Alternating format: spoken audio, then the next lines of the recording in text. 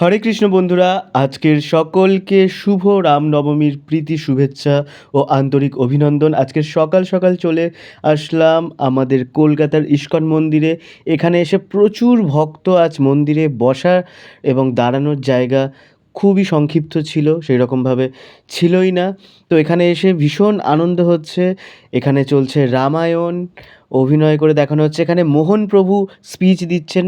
আমি যখন এনার স্পিচ শুনতে পেয়েছি আজকের ইনি এই মন্দিরে আসবেন, আমি তো মানে ছুটতে ছুটতে এসেছি।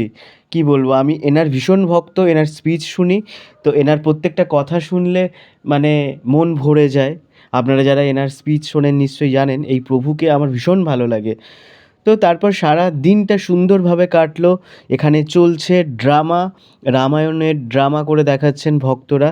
সত্যি অসাধারণ একটা আলাদা অনুভূতি, মানে সেই অনুভূতি বলে বোঝানো যাবে না।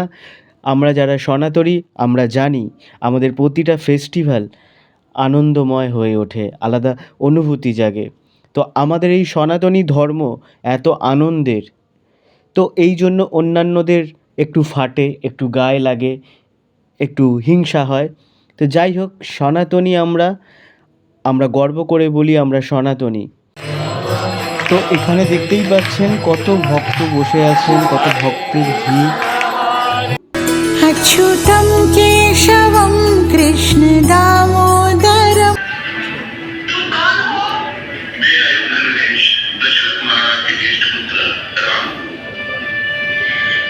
जनकपुर के लिए प्रस्थान करते हैं। তো এখন চলে আসলাম প্রভুপাদের রুমে।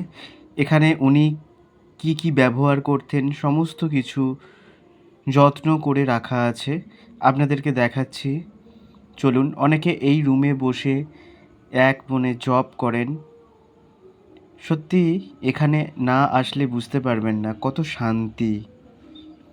এই যে আপনাদেরকে দেখাচ্ছি, এগুলো সমস্ত জিনিস উনি আগে ব্যবহার করতেন, সব কিছু লেখা আছে। যেমন দেখুন এখানে এই পাথরটা, সব কিছু লেখা আছে, কেন এই পাথরটা, কিসের জন্য।